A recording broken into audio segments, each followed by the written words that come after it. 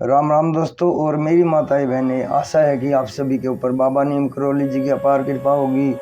आपके घर परिवार में सभी कुशल मंगल होंगे, यही मैं अर्जी लगाता हूँ प्रभु की शरण में। मेरे सर्वप्रथम पूज्य गणेश भगवान जी, मेरे श्री राम प्रभु, मेरी सीता मैया, मेरे हनुमान बजरंग बली जी, मेरे बाबा नीम करौली जी, मेरा जो भी भाई, मेरी माताएं बहनें आपकी ये महिमा सुनते हैं, उनके ऊपर सुनते सुनते ही कृपा करो, उनके सभी कष्ट दूर हों, उनके घर में धन धान्य की बरसात हो, जीवन में कभी कोई संकट उन्हें ना सता पाए भगवान। यही मेरी अर्जी, यही मेरी प्रार्थना। जय श्री राम, जय हनुमान जी, जय बाबा नीम करौली महाराज।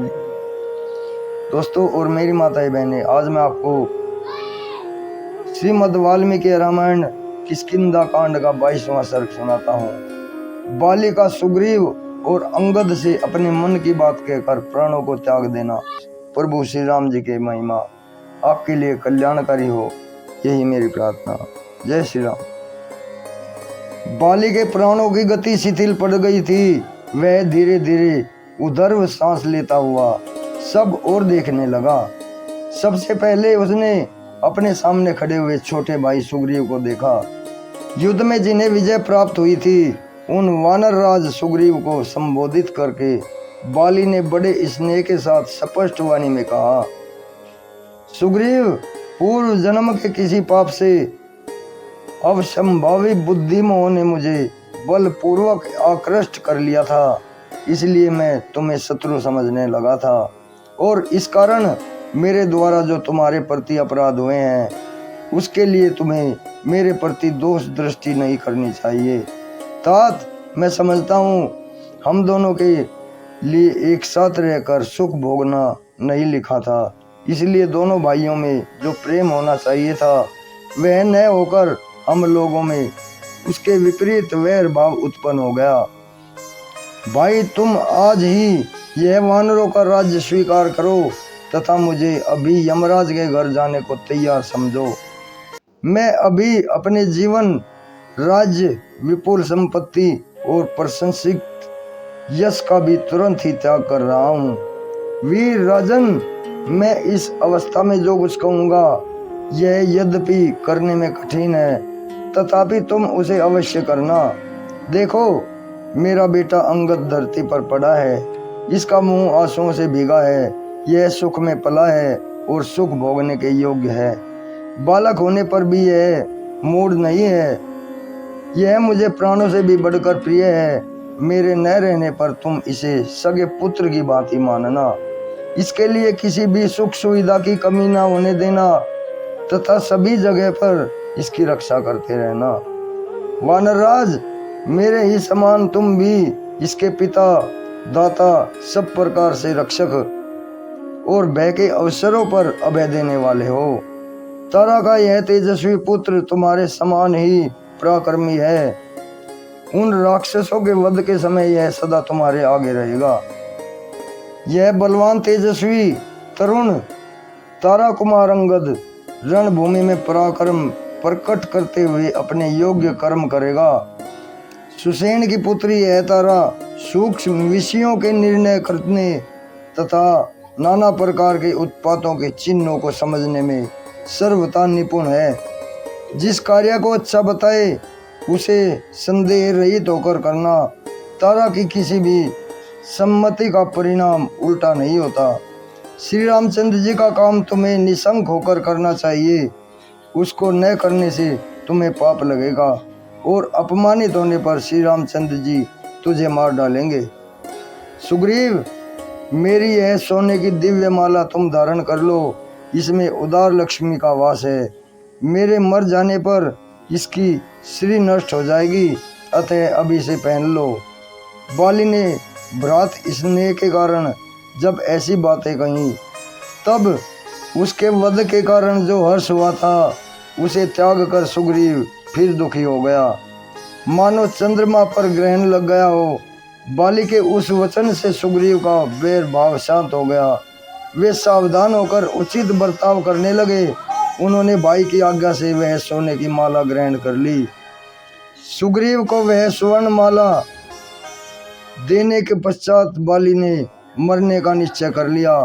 फिर अपने सामने खड़े हुए पुत्र अंगद की ओर देखकर स्नेह के साथ कहा, बेटा अब देश काल को समझो, कब और कहाँ कैसा बर्ताव करना चाहिए, इसका निश्चय करके वैसा ही आचरण करो।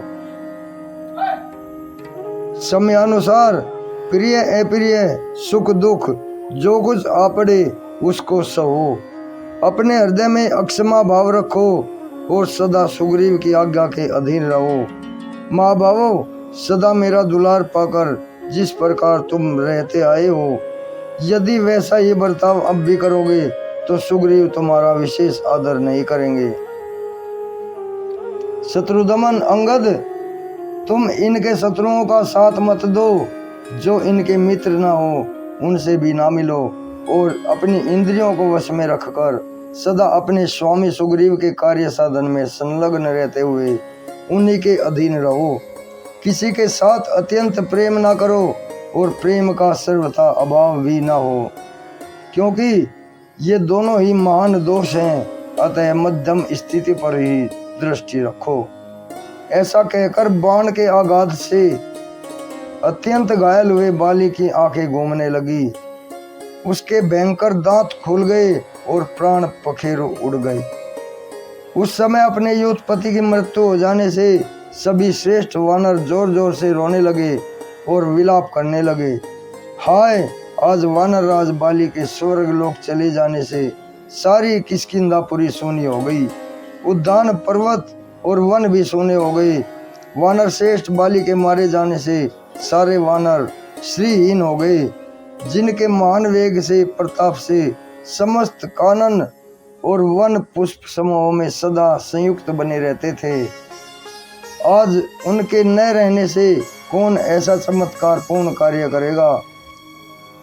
उन्होंने महाबाहु गोलब नामक गंधर्व को महान युद्ध का अवसर दिया था। वह युद्ध 15 वर्षों तक लगातार चलता रहा, न दिन में बंद होता था और न ही रात में। तदनंतर 16वां वर्ष आरंभ होने पर गोलब बाली के हाथों से मारा गया था। उस दुष्ट गंधर्व का वध करके जिन विकराल दाढ़ों वाले बाली ने हम सबको अभयदान दिया था, वे ही ये हमारे स्वामी वानर राज स्वयं कैसे मार गिराए गए। उस समय वीर वानर राज बाली के मारे जाने पर वनों में विचरने वाले वानर वहां चैन ना पा सके। जैसे सिंह से युक्त विशाल वन में सांड के मारे जाने पर गोएं दुखी हो जाती हैं, वही दशा उन वानरों की हुई। तदनंतर शोक के समुद्र में डूबी हुई तारा ने जब बाली का आलिंगन करके कटे हुए महान वृक्ष से लिपटी हुई लता की भांति पृथ्वी पर गिर पड़ी।